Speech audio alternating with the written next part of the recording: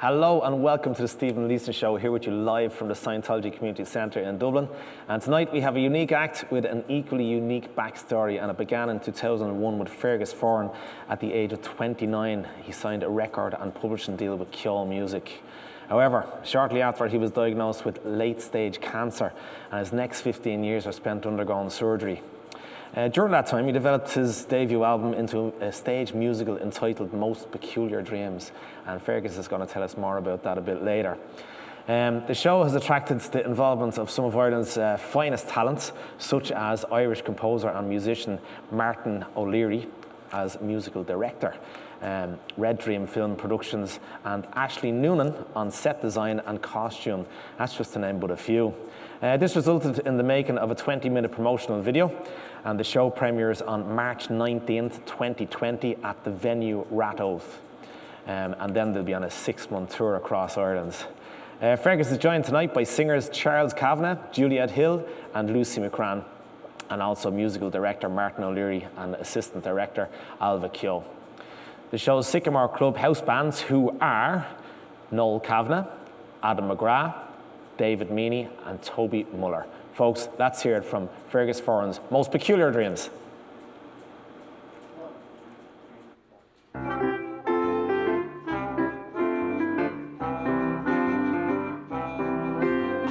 Audience loves me, pretty girls hug me. That's right, ladies, I am a superstar.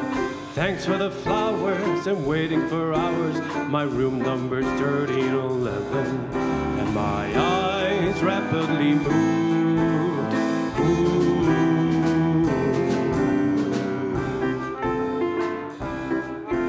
Now form a straight line, there's plenty of wine, and pick-me-ups, vodkas and brandy.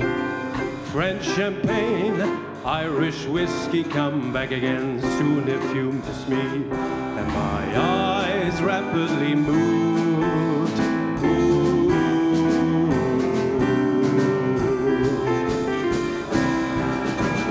Went to a lawful place, strange sort of eerie place. All of my old simple dreams came to mind.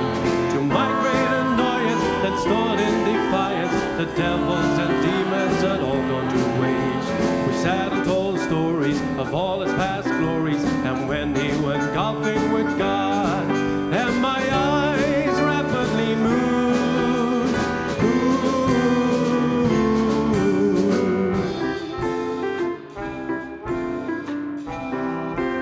I live on an island with all these fine women. They cook and they iron and they wash for me.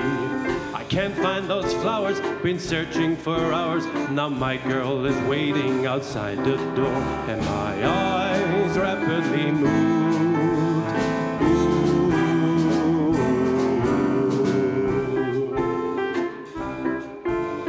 Candy floss popcorn and went on the dodgems that moved so fast I thought I'd won the race. I see Henrietta with some other fella. She's mine, pal, now get your hands off her. And my eyes rapidly moved.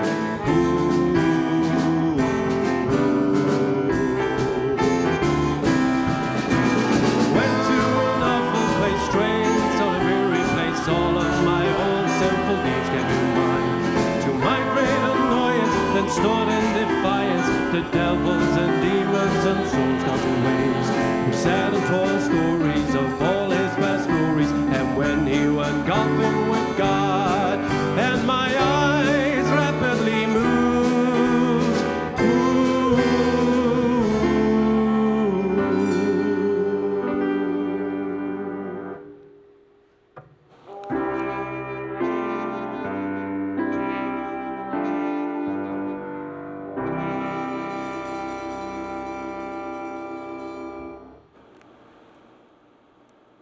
There we have it, folks. What about it?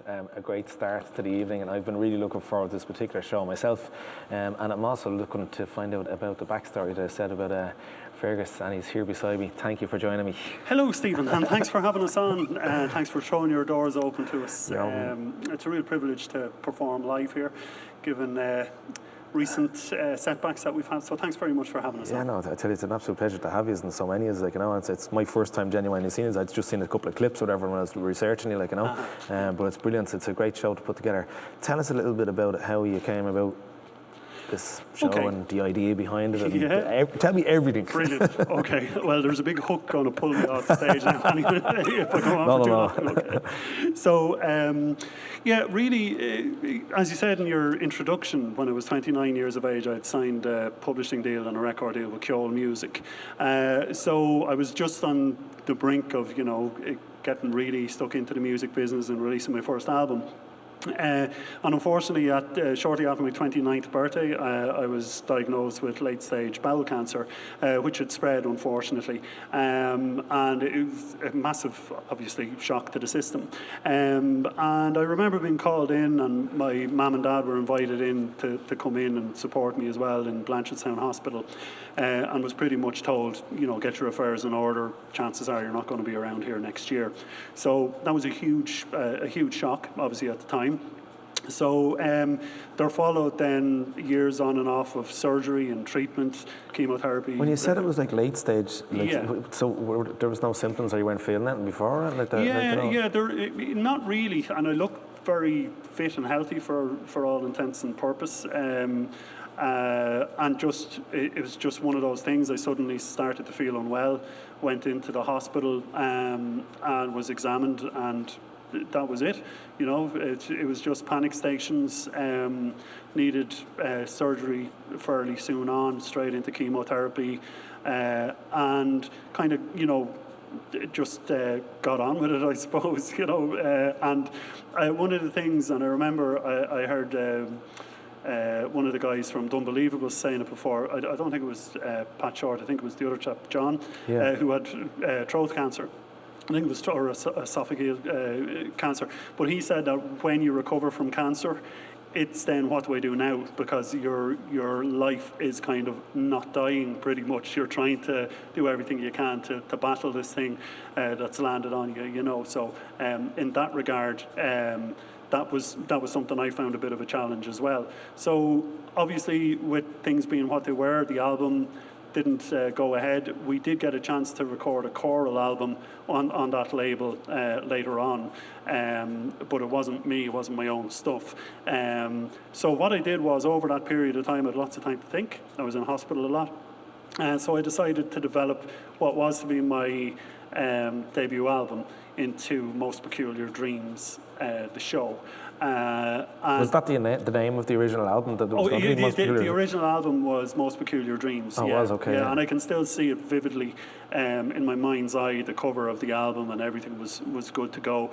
And the producer of the album and sound engineer at the time was Darragh Winston of Beach Park Studios. And 20 years later, pretty much to the month, if not to the day, we went back in and recorded the album soundtrack for the show. So we kind of came full circle with that, with Darragh Winston and Beach Park Studios. So that was very nice to kind of bring the whole thing full circle, you know. 15 years? On and off. So, and when I say 15 years, you're not literally every day in treatment, but you would find that, you know, there are ongoing complications. And I think it's something people don't realise, or who aren't related to somebody who has fought cancer, is that there are all these other things that go along. If you get bits cut out of you because they're to save your life, then that means that, you know, they have to heal, and that takes time to heal, and it will require further interventions. So in that sense, those 15 years, there wasn't a time when I went 2 years without a surgical intervention or some kind of intervention. And since 2015, I've been lucky not to have any surgery or otherwise, although I've had my normal scans and investigations and stuff like that. But they keep a very good eye on you. You know, and the oncology team in Connolly Hospital in Beaumont, and prior to that in St. Luke's Hospital, they do such great work, and they're such amazing people, and they kind of keep you going through it all, you know. It's just lately, even in the media and different things that happen, it must be hitting a nerve with you, like even watching the toy show the other night, and there was the young guy ringing the bell and all that, and you can relate to that. Yeah, and that kind of stuff. I mean, I'll never forget when I was having chemotherapy. And two funny incidents happened there. one of them was there was this old man who used to come and chat to me every time I was having chemo, and he thought I was the security man, and he didn't realise until he was going, because he was saying goodbye to me, and he was saying, oh yeah, they're sending me home today, and they were sending him home to die, there was nothing else they could do. And I said, look, it's been a real pleasure meeting you, you great old crack, you know. And he says, how long are you working here? And I said, oh, I'm not working here. He says, I thought you were the security man. And I said, no, I'm next in line to you. I'm going in for my treatment as well.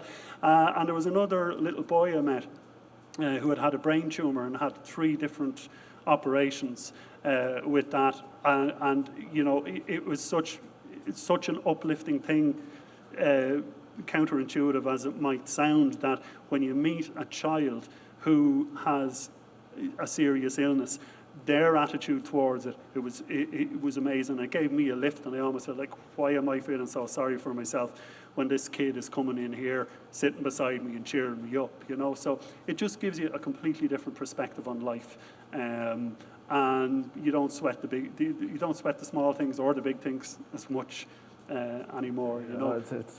As I said, it's certainly life-changing, and no doubt about it anyway. And sure, even like, but it's great, some of the good things that have come out, which is great. Like, even you were at one of the shows here that we had for the Pink Tie event here, which was also Avion's for Pink the Tie. Avion's Pink Tie, Absolutely. And the See a Change choir, my friend Ian Brabazon is musical director of that. And actually, an interesting story about Ian, Martin and myself, Martin, our musical director, is that when I came out of hospital, I had written a song while I was in hospital first time around called Gently Abide, and it was meant as a memorial to me, because I thought I'd be dead within the year, for my dad and for my mum as well. But how we recorded that was, it was in the rented house I lived in at the time, and we sellotaped a microphone onto a sweeping brush.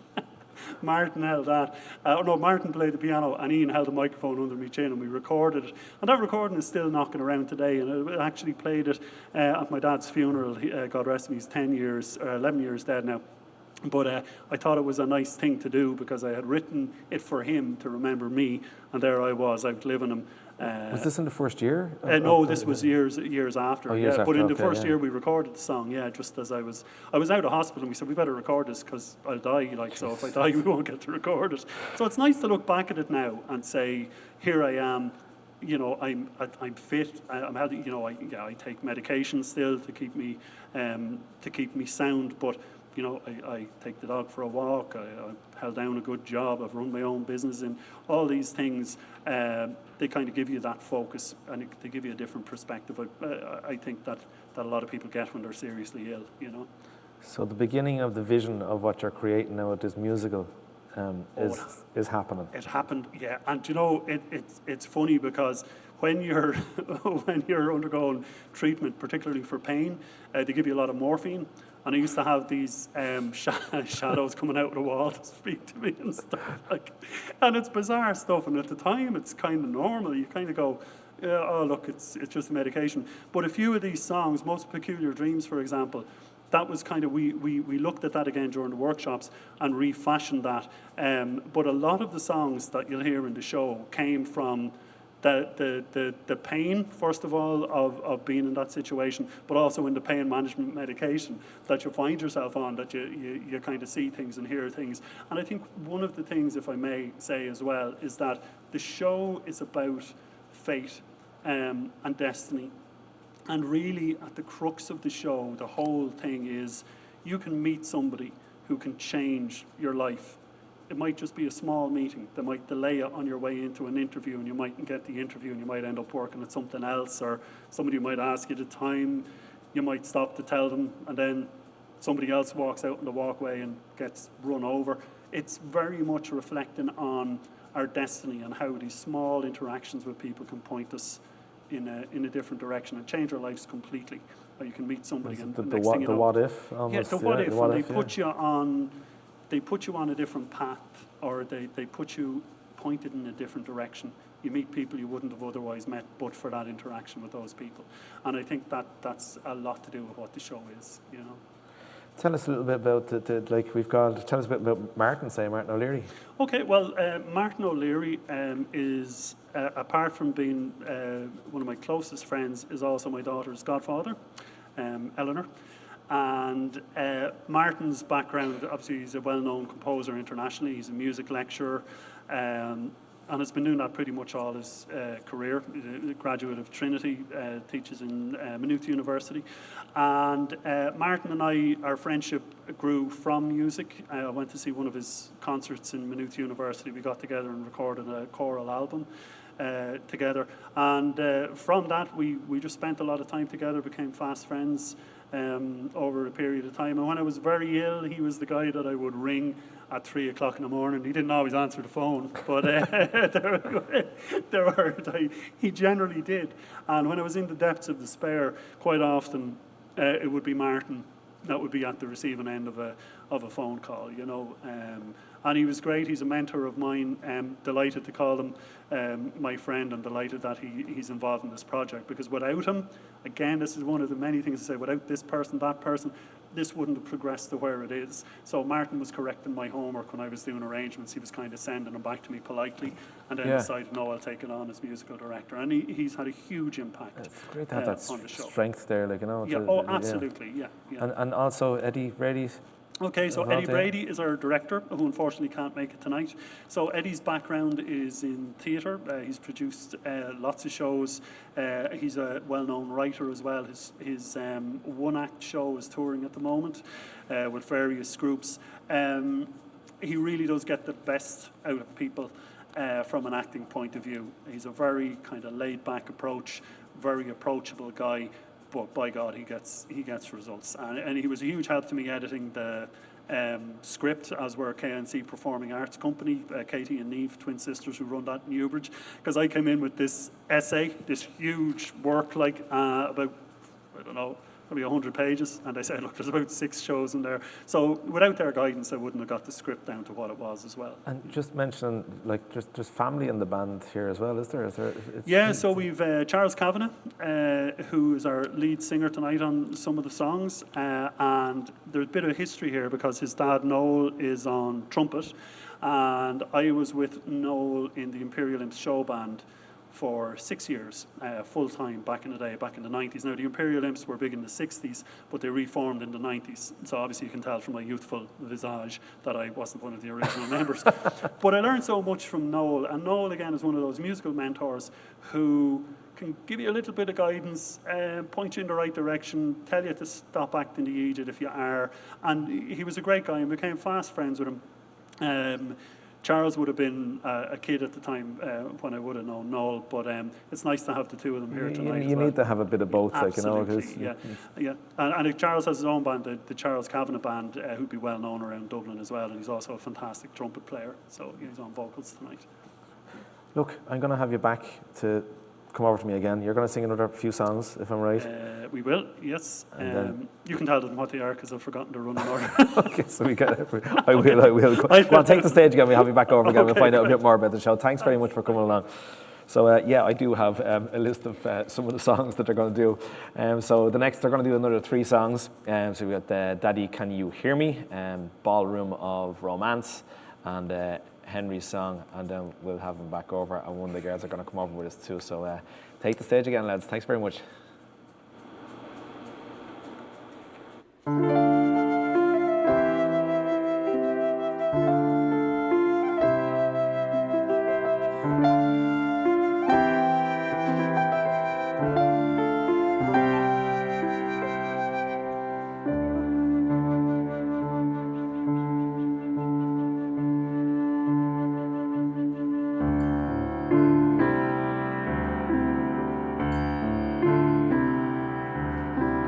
Daddy, can you hear me?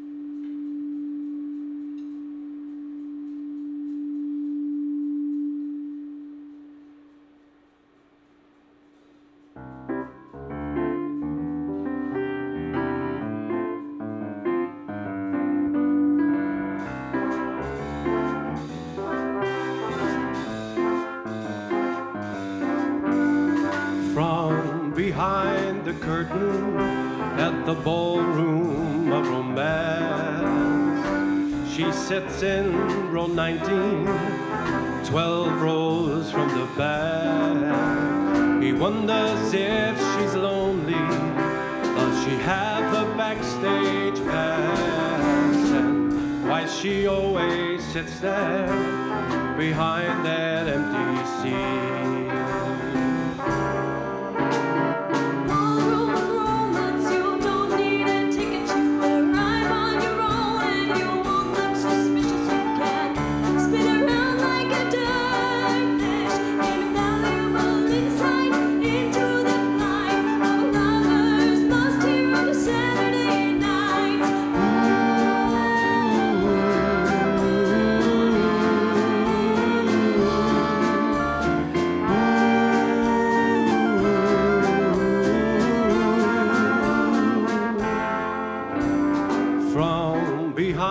The pillar, he hears that girl scream.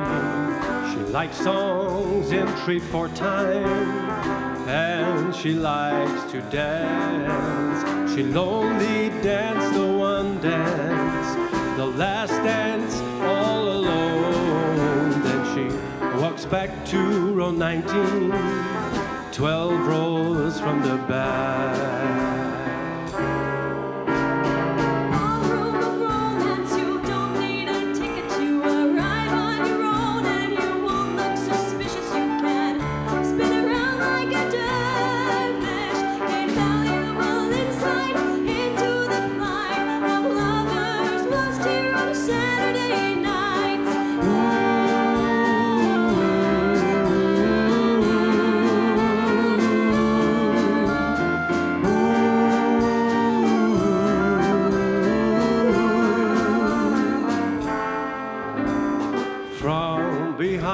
The curtain, he hears that girl sing.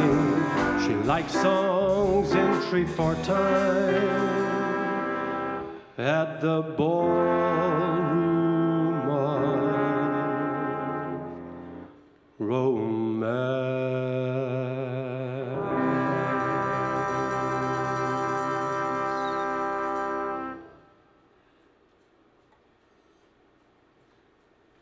Okay, and now Lucy, I think we have, is it Henry's song we have now?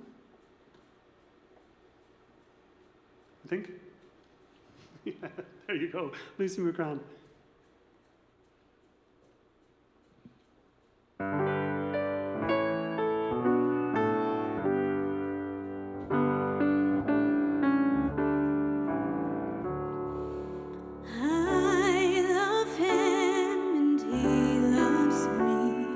We love our kids 1, 2, and 3. As I sit here beneath my tree, I wonder what their names will be. We'll have 2 boys, a pretty girl. I can see them playing on the stairs with toys, cars, dolls, and teddy bears. Girls' ribbons match the dress she wears. Handsome John sits on the swing, gently swaying, sipping tea. What a perfect future I see. What a swell future for me.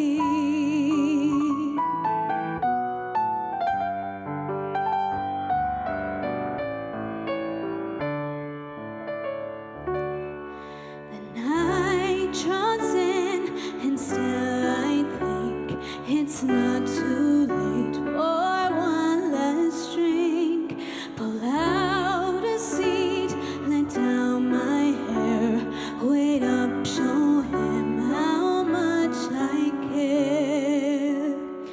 Handsome John is on the swing, gently swaying, sipping tea.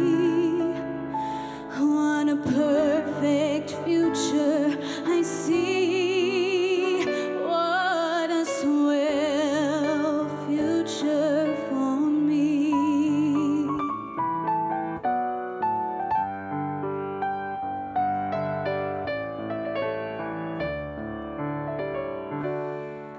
This tainted tea's no good for me. Should empty it all down the sink. Simplicity will keep me up. I think I'll have just one last cup. I leave the door upon the latch. I leave his cup and cigarettes. He won't wake me when he gets in, but if he does, then I'll tell him. What a perfect future I see.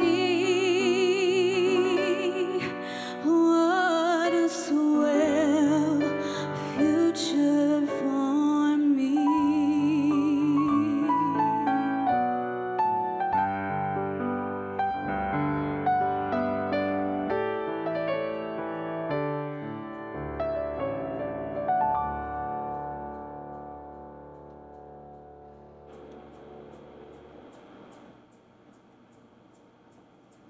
Super, absolutely beautiful music.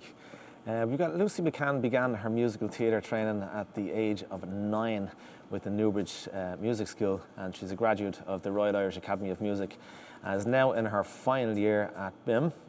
She auditioned for Most Peculiar Dreams in 2018 and is a regular contributor to the workshop. Lucy has recently returned home from a 2-month contract in Greece, performing as a soloist at the Palagos Suite Hotel. I hope I'm pronouncing that right. Will you please welcome Fergus with Lucy McCann. Lucy, absolutely, you're not the same person that I met a few minutes ago. Excuse me. Hello, You how are you? had a woolly hat on and a whole lot, like, you know, wow. Just a quick doll up there. Unbelievable, brilliant. What a voice, like, you know, thank yeah. you. I Thank think you you so were right, much. Fergus, saying that you nearly bring the tear to a glass eye with the voice there, yeah. Thank you. Thanks so much. Tell I us try. tell us about yourself and how you got involved in this and what your own kind of background and. Yeah, so I had been doing musical theatre exams. I was into musical theatre when I was younger in school. I found out about Fergus and this project through his sister. She was actually a teacher in my school, so she would kind of be involved in some choir-like activities. So I kind of got to know her through that, and then I think, yeah, she just mentioned it to me. And then I auditioned for Fergus, and that's how I got involved with this, yeah. 4 years ago, which was so long ago, but yeah, and then ever since, it's kind of like I've been here for most of it, but with different things like Greece and college, it's just kind of. You've been heavily involved with the workshops and things like that with it as well, is it? Yeah, definitely. Like from the beginning, like I kind of got to see the songs when they were real raw and just at the very beginning. So it was really nice to kind of be involved in the creative process, and yeah, it's nice to see where the songs have evolved to. Yeah, definitely. When you go from the very start to be able to now look back and say, look what we really created, nice. like the creative process, like, you know. You've been involved in music since you're 9 years of age, is that right? Yeah, well, I've been singing for like as long as I can remember, and then I started singing lessons when I was about 9, and then was doing exams within that, and then yeah, always wanted to pursue singing, so obviously got more serious about it then after school. So yeah, I've been singing since then, my whole life. Well, yeah, kind of. And you studied at the Royal Irish Academy of Yeah, Music, Royal Irish Academy of Music was what I did my lessons in, like, and my exams. So I did that until senior certificate, and then I finished that, and then went on to BIM. Tell us a bit about BIM, because I was asking you that earlier as well, because I Yeah, actually didn't know. so BIM is a bit different. It's not musical theatre. It's commercial and modern music, which is another field that I'm very interested in. So I kind of wanted to explore, and I'm really liking that. I'm really liking the kind of, you know, I have quite a soulful kind of pop sound to my voice, so I'm like happily excelling in that area. But it's nice to have both fields, musical theatre and that. But yeah, hopefully in the future I'll probably go within both and see where it brings me. Is it looking at modern music in every genre of music for like? Yeah, so that's kind of what their aim is, kind of make us adaptable to all different genres and styles. So we'd be covering a lot kind of throughout like the whole year. We'd be focusing on different genres, like we'd be going for like R&B, like 1 week we might be doing R&B, so we'll learn all about the vocal traits and etc. and then perform, and and then we might go on to jazz or blues, or so it's giving us kind of ways to adapt to different genres and Did you have to give them a CV when you were doing the auditions? Or did you just spot the talent, Fergus? Tell us a little bit. Well, you see, You're highly trained, like, yeah. The thing is with Lucy, like I knew as soon as she sang, I can't even remember what you did for your audition, to be honest. I think it was just I dreamed a dream. Something like that, but Something there was a quality in Lucy's voice that we all kind of spotted straight away. We've worked with some amazing singers, Lucy among them, but Lucy has always been standout for me.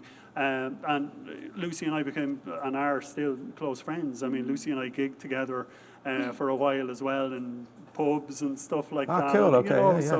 It was, and it was a great experience for her, but it was brilliant for me as well, because when I was gigging, I'd kind of do, your standard Billy Joel kind of stuff, piano bar stuff. But then suddenly I had Lucy, so it meant I didn't have to do half as much work. He was raging. Just get Lucy to sing these songs. Like, she does Whitney Houston like better than Whitney Houston did. She really is amazing. That's not a compliment. And look, check out some of Lucy's stuff. And I hope you can do the movement with the. But we are, we're doing one of the other great pleasures of knowing Lucy and being friends with Lucy is that she comes and stays in the house, and got to know my daughter as well, and she's a great role model for young women as well. And part of the show and within the show is putting that message out there as well, that and I think I told you briefly the story that I got, and Lucy will tell you, I have 9 sisters, and I grew up, and I have 3 brothers as well. But I grew up with 9 sisters, and I found very much that when I became a teenager and went out to the world, I kind of said, maybe women aren't treated the way they're treated in our family. And I always wondered what was going on. And I think young women in particular sometimes don't get a fair shake of the stick when it comes to promotion and being promoted in shows. And this is the show is very much a showcase for female vocalists and actors as well. And it's something we feel quite strongly about. And the characters are very strong. The female characters are very strong. And it's loosely based around the characters I grew up with, like my sisters. So there are characters there that some of them will say, oh, that's Anne, or oh, that's Rachel, or that's Mary, or whatever. But it gave me a good grounding, and having somebody like Lucy there, who was a strong young woman, very self-assured and very self-confident. Did you send her to Greece? No. For 2 months? No, I didn't. Just to see what she was really like, to get to know her? Or get the word back and say, what's she like? Under pressure? But she's fantastic. I mean, look, we've performed loads of times together, and it's a real pleasure for now a fellow like me to have such a fantastic young singer working with as well. We did a demo tape of Lullaby, one of the songs which Juliet is actually singing tonight. But that had a huge amount of hits on YouTube as well, and we've got some brilliant feedback on that song, and it's a very important song in it. So there I am talking again. Tell us a little bit about Greece while we have you. Yeah, Greece was amazing. It was such a good opportunity for me. It was just mainly what I was doing was singing for in this 5-star resort, so that was really nice. And among mainly a lot of dancers and some other singers as well, but by the end it was kind of just me, so that was also great for me, building stamina, etc. But yeah, it was just amazing to have kind of good experience on stage, and also kind of was getting... it like a show in the hotel? Yeah, but what was also like a weirdly good experience was like the audience sometimes, guests, and like sometimes that you wouldn't get the feedback you'd expect, or they wouldn't be as kind of encouraging or stuff. So it was a great experience in that sense as well. It really kind of builds your confidence, and like you get some great audience, and then other nights you will get some dead audiences. So in that aspect as well, it was a great experience. The real world when you're just playing to the public who might not necessarily be coming to see you, as in, or did they have to buy tickets in the hotel, or was it just? No, it was part of the like entertainment. But yeah, and even getting feedback as well, like you were open to kind of criticism and things like that. So it really gave me kind of like a taste for the industry, especially working with dancers as well, and like some like really perfectionist kind of people. So like it really did give me a good taste for the industry. And then as well, just about like vocal health, and I just learned a lot about my own voice, and I'd be singing such a like vast range of like songs and genres that I found like what suited me. So it was a really good experience just for me, and then obviously the people were amazing, and yeah, it was a really, really good experience. And 2 months to look after the voice, as I said to you earlier, with the partying and all that. In Greece, it's got to happen, like, you know. As I said, I lived in Lanzarote for 4 years, and Jesus, I can't remember most of it. Yeah, I can remember. I could, but yeah, like that was a fun aspect too, I guess. Like I guess while you're young, that's a big part of it as well. And I've made some really good friends, lifelong friends, and they're even here in Ireland visiting me now. So yeah, no, it was amazing. Are you looking forward to going on the road now after doing that? Like after being in, it was great that you got to play live music again since all the things we've been through with the pandemic. I'd say you're really looking forward to March, isn't it? March, you said, Fergus, wasn't it? March for the looking forward to getting on the road with this, like, you know? Yeah, 100%. I'm so excited to just get back out gigging, like, and with this especially as well, like. With college, obviously, that's my priority right now. So exams and everything is feeding into this year. So it's not. Yeah. So a lot of what I would love to do isn't my priority right now. So obviously, this come up in March is one reality thing of life. that will help me get through all that others. And then, as well as that, next year I'm hoping to go to New York for a year. So that'll like create big opportunities, and even if it's just auditions or whatever, like it'll just be so nice to get back to reality. Brilliant. Well, look, it was lovely to meet you, and thanks very much for coming on and hearing that voice as well. Like, you know, he's going to do a few more, and then I'm going to get to meet Juliet, who's coming back out to talk to us again after. Yeah, so take the stage again, Fergus. Thank you so much. Thank you very much, Lucy. There we have it from Lucy. Lovely to meet her. And as I said, she was a different person. I met her earlier, and she had a woolly hat on her. Totally changed. And I'm really enjoying the show so far, folks. And I suppose in March I'll be getting a ticket myself, and I hope you do. So I'm going to leave it with Peculiar Dreams. Here you are.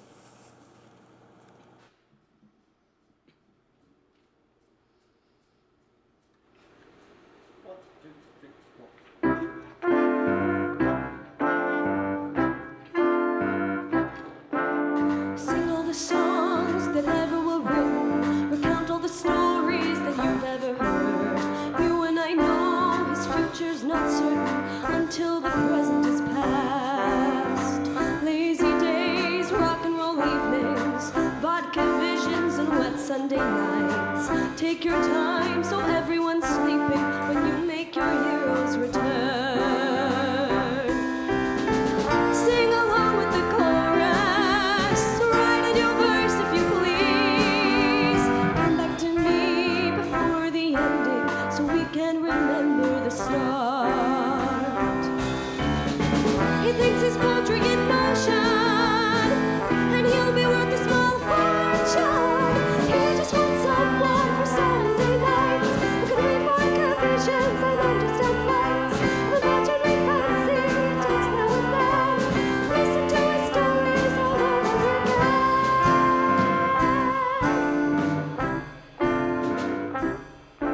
again. Sometimes he feels he's stuck in the middle, coming from nowhere with nowhere to go. His traveling companions just weigh him down, leave that baggage behind. He thinks his poetry in motion, and he'll be worth a small fortune. He just wants someone for Sunday nights who can read vodka visions and understand flights of imaginary fancy he takes now and then. Listen to his stories all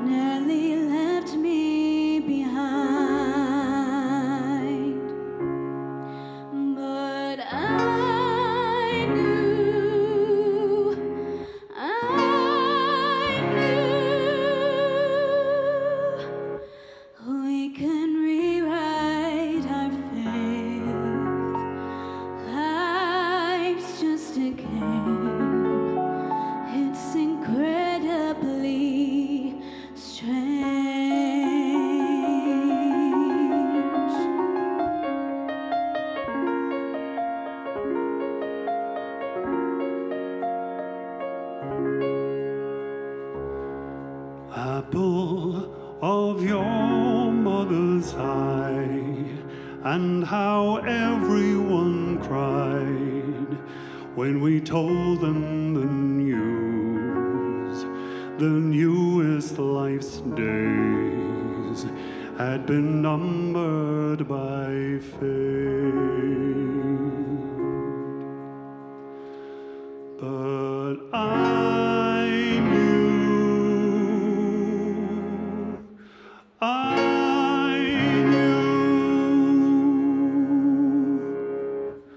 we can rewrite our fate.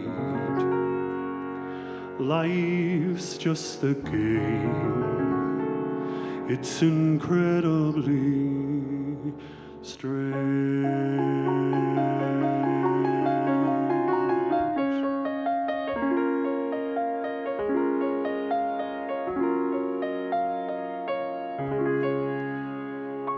Shame that he calls himself John and his family name's gone. He could be truly great if he'd get himself straight, kept his feet on the ground. But I knew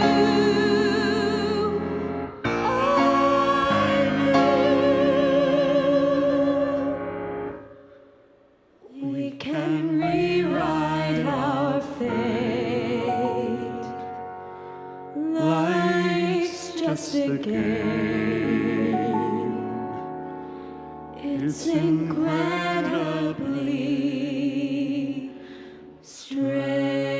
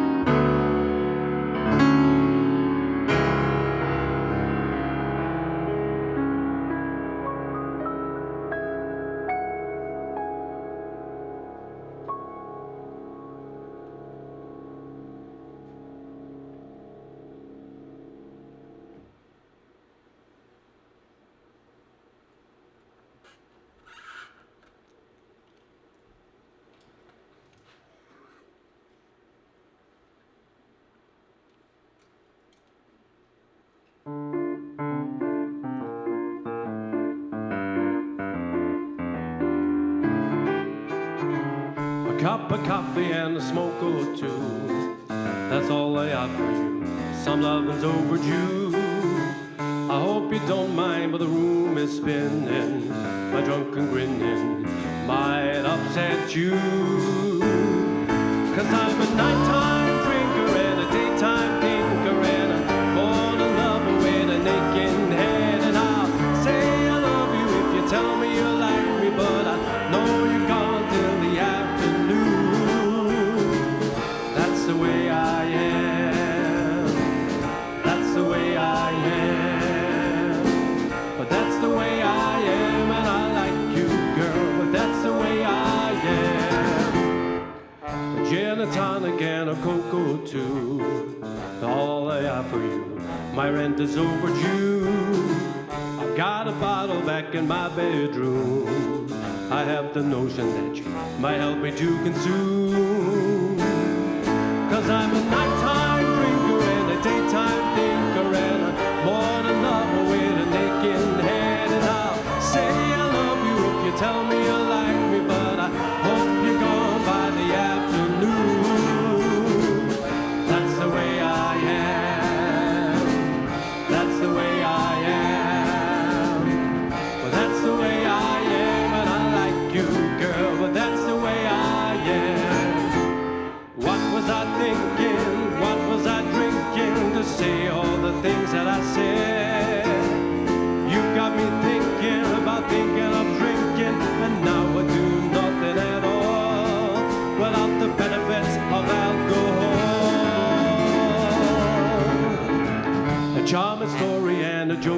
too.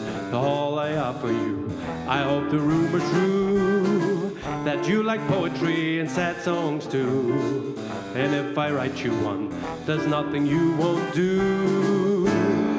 'Cause I'm a nighttime drinker and a daytime thinker and a morning lover with an aching head. And I'll say I love you if you tell me you like me, but I hope you're gone by the afternoon. That's the way I am. That's the way I am. That's the way I am, and I like you, girl, but that's the way I am.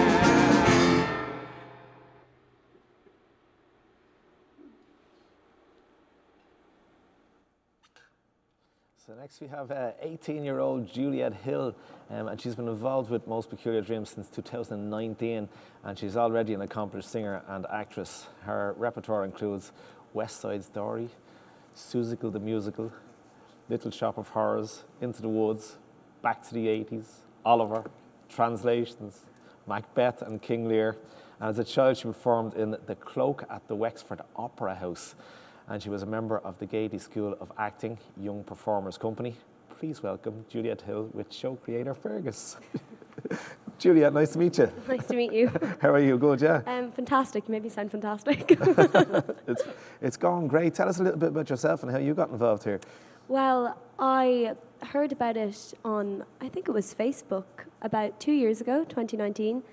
And I saw that they were looking for cast members for Gracie Donnelly was the role that was being cast at the time, and the character description was 16 to 18, I think mezzo-soprano or whatever it was, and I said, you know what, I'll give it a go. I sent in a CV and a headshot, I believe, and I heard back a few weeks later from Fergus and co, and they just said that, yeah, could you come and audition, and then I was welcomed on board. Where was the auditions actually? Where did you hold the auditions? I think it was in the K Dean in Newbridge. It was, yeah, Yeah. K Dean Hotel in Ah, Newbridge. nice, And okay. it was actually, if I remember correctly, it was KNC Performing Arts, Katie and Yes, Eve, that was it. who would put you forward for it. the microphone a little yeah. bit up, And you'd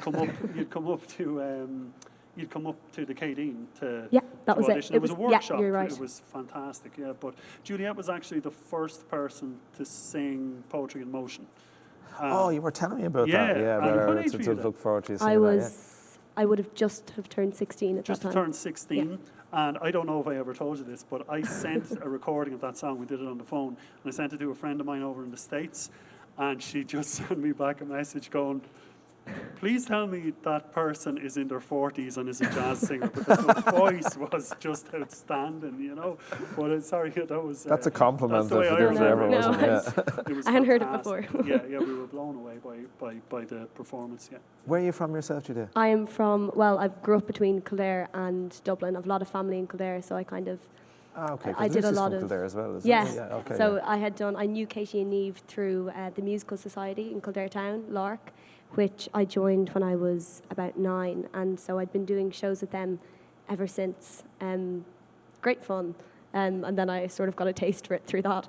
So that's how I sort of got involved in the whole thing in the first place. All the different shows that you've done, though, like it must be nothing to you then, is it? Well, a lot of them have been. A lot of them were with the Musical Society in Kildare, and then a couple more, a few in school, and then I just sort of kept. Once I started, I just didn't want to stop. Have you done some of them through the lockdown as well? Were you involved in some of I it? did the Irish Youth Musical Theatre.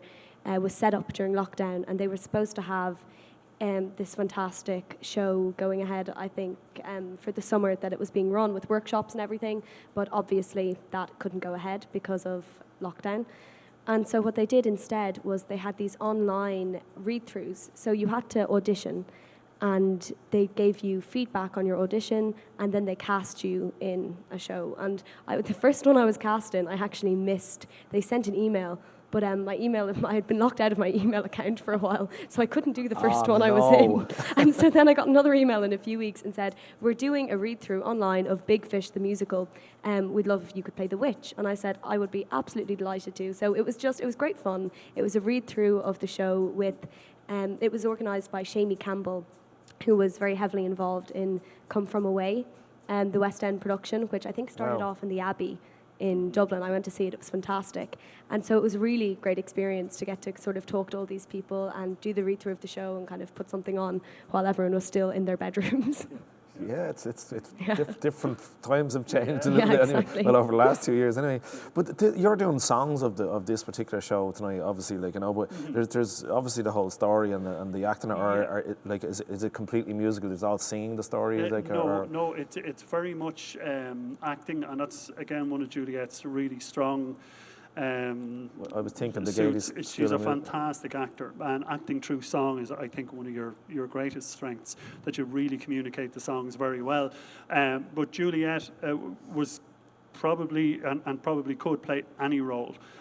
So in March and for the tour in Ireland during the summer, she's going to be Henrietta Harman, but she's equally good at Mary Margaret McCarthy, and she has that comical twist in her acting as well. She can sing anything pretty much, but we were so impressed with her at such a young age to be so good at acting, singing, and she can dance as well. So, you know.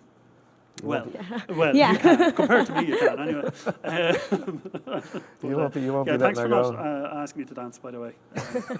She might probably simmer to myself. I would have brought me hornpipes with me now. But Which kind of acting part do you prefer doing, or any particular character you like doing? Like you're a witch in one of them, like or something. What's your favourite type? I like something with a bit of comedy sometimes. It's quite fun. But anything different that I haven't done before is always exciting. I particularly like the acting role for Mary Margaret McCarthy in this show is fantastic. Like she's a really strong character, which is nice to see for a female character. And Henrietta, though, is equally sort of perhaps more complex, but she doesn't have that sort of funny kick to her. So they're very different. So whatever you can have fun with. Yeah, that's what it's all about. Yeah. To be able to enjoy yourself while you're performing is the best job in the world, like, you know. Tell us a little bit about the band I never asked you earlier, actually, as well. Yeah, like, you know, they're backing you. I don't know. They were waiting in the car park on my way in, and they said, "Do you want a gig?" I said, "Yeah." So I'm only joking. Of course, I know them all. So clarinet, we've David Meany. On trumpet and also on euphonium on some of the album tracks. We have Adam McGrath, Noel Kavanagh, who I told you about, my old friend from the Imperial Imps show band days, and Toby Mueller on drums. Toby's originally from Germany. These guys play in Dublin Concert Band as well, and we had the great pleasure of putting on a show with Dublin Concert Band to promote this show a couple of years ago as well in the Spa Hotel. And Dublin Concert Band are a great organisation to support people like us. You know, sometimes, and I've said it before and I've discussed it with Juliet and the cast, sometimes people with the sharpest elbows get the most notice. And what we've tried to do is say, well, no, we'll let the music and the show speak for itself. And I think we found a great support network in other musicians and music groups who find that as well, you know, which is why it's so important for us to get on shows like yours and for you to promote it. And we really are grateful for the support that you're giving us here with it. It's much appreciated. Great for you to be on it, like, you know. It's a pleasure to have met you and have you on it, like, you know. I wanted to ask you, because I haven't asked you already as well, like, you know, because you were telling me something about like 45,000 euros you had between. That was for the first couple of years. We've since spent another 20, so it's actually up to 65,000 now that we've put into it of our own funds. Now we have had some investors, some small seed investors. If that's not putting your heart and soul into something. Yeah, it is. Yeah. But sure, look, if you have to start somewhere, and quite often, I mean, I'm a great admirer of people like Michael Flatley, the producers of Riverdance as well. I mean, when you hear about people putting their own money into it and putting their lives on hold, this is a life's work from my perspective. So yes, of course you're going to invest money in it, and some of the partners and production team have invested in it as well. We're giving us investment in kind, so they're providing their services at a reduced price or free of charge. So we are talking to corporate clients as well. I'm from a corporate background myself, from a business background. I don't think the thing about the music industry industry as well. Yeah. People are not really going to invest in something if you're not prepared to invest a little bit yourself as well, exactly. though, isn't it? That's the way and it is, quite isn't often, it? Yeah. and quite often, that's the first question you're asked. Well, how much did you put into it? Yeah. Did you go hungry to put it on? You know, if you run out of money, and you're kind of going, well, actually, yes. No, I'm not taking the risk. Yeah. And we know that, and we are talking to some great people. We've been doing an awful lot of background work. We have people volunteering in the background. Because obviously all the money we have, we want to put it into the show. So we can't pay people a wage. But we have people who are volunteering, like I said, investment in kind, people who just want us to succeed. We had one family member of mine had a concert in her home, raised £1,000. Another one of my sisters had a bake sale, raised £400. Another sister who works in a different job, again, had a little fundraiser at work. And all these things are helping us to move the show forward all the time. The biggest thing for us, and we'll all agree on this, is that if people don't buy tickets, then we don't have a show. So, our tour dates are up on the website, but the most important thing for us is that we have a full house in the Venue Theatre on the 19th of March. So please get out there and buy the tickets. Yeah, come here, the website is where to get the tickets, is it? Yeah, so you'll find all the tour dates on www.ffmusicproductions.com. So it's ffmusicproductions.com. Or just Google Most Peculiar Dreams and you'll find it. And did you say it was in a couple of weeks the tickets are going out on sale? Yeah, so tickets are currently on sale for the premiere on the 19th of March, and in 2 weeks' time all the tickets are going on sale for the tour next year, which goes, we're doing 7 shows from April to July. Brilliant. Yeah. You looking forward to it? Can't wait. Listen, lads, you're going to take the stage again, do another 3 songs. Brilliant. Looking forward to when the show goes live in reality as well, when you have an audience. Like, and I say yous are as well. Like, Yeah, so thank listen, you so thanks a much million from to all each of us. and every one of you lads Thanks a for coming along. million. It's been brilliant, and Great. any more support, you're welcome back here anytime. Thank as you well, very like, much. Really thanks. appreciate it. Go on, all right. Thanks. See you then. Thanks, Juliet, as well. All right. Okay, so they've got another 3 songs left. They've got Lullaby, Ballad of the King and Queen. And then they're going to finish off the finale of Sing Them an Old Irish Song. There's lots of people tuning in, lots of different pages. We'd also like to say Gary Rowlands is tuned in, also to Glasgow Irish Bands. They're sharing the page over there. It's been shared left, right and centre. Sharon O'Kelly's watching in there. And Genevieve Corey and Marie Brady, just to name a few people who are watching. Thank you very much, folks. And here they are again.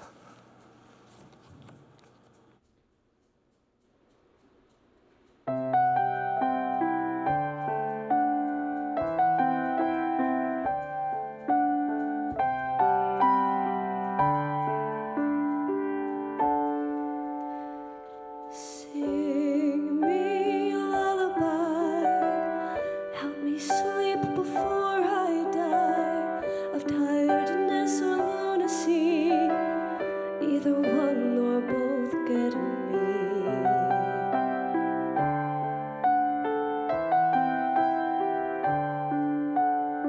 This disorder pleases me, at least I won't miss World War III.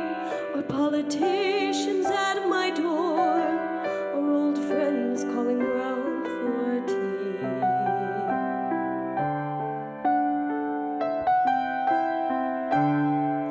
The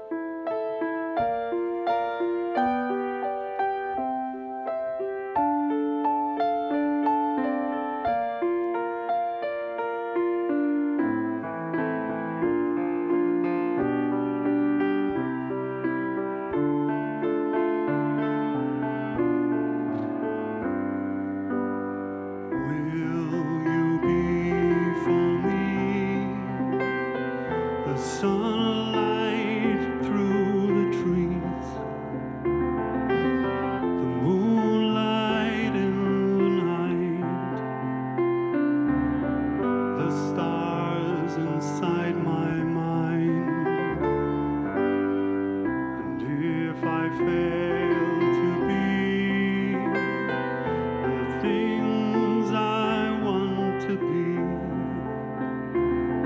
at least I'll know I tried. Told you what was on my mind. Will you be for me the apple of my eye, my comfort late at night, my light when darkness falls? And if I fail to be the things I want to be, at least I'll know I tried to tell you what was on my mind. Maybe soon I'll meet a guy who looks and acts like you. Maybe then we'll take a chance, and then we'll find true love.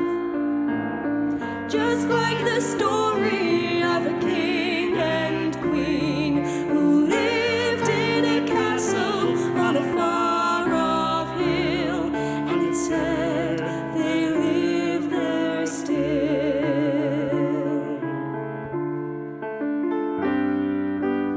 Will you be for me a strong arm when I'm weak, a shoulder when I cry, my counsel when in doubt? And if you fail to be the things I want you to be, at least I'll know I tried to find my way at last.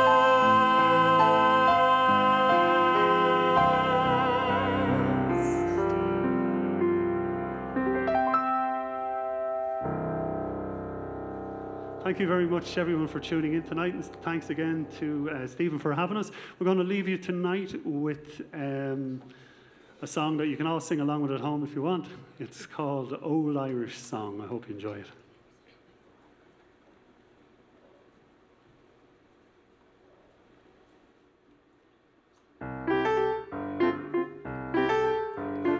Sing them an old Irish song, the ones that last far too long. Too many verses and throw in some curses, make sure their livelihood's sad. Make sure you play a few jigs, you'll always have plenty of gigs. Mention Kildare, Cork or Kerry and Clare, make sure there's plenty to drink. Ooh. Sing them an old Irish song, the ones that last far too long. Too many verses and throw in some curses, make sure they're lively but sad. Find yourself a sweet colleen, make sure she feels like a queen.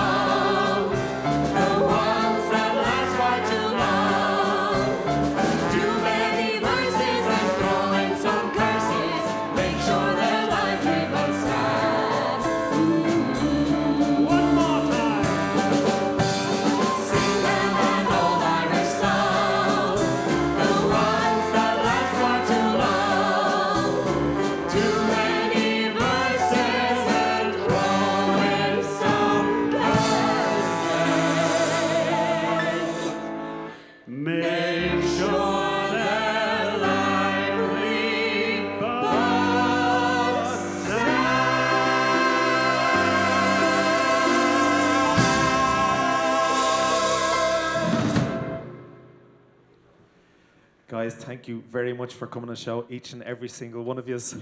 And do watch out for them, as I say, Most Peculiar Dreams. Folks, same time, same place next week. We've got Grace Foley, 7 o'clock. See you then. Thanks a million.